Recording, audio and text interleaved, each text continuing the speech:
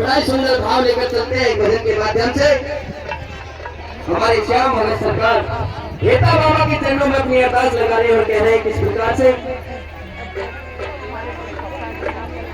कि कोई पागल धनी और दौलत का, हर कोई पागल बेटे नारी का, हरी सच्चा पागल वो है जो पागल बाके बिहारी का। और किस प्रकार से हमारे श्याम भगत जी हेता बाबा के चरणों की अरदास लगा रहे और कह रहे हैं क्या,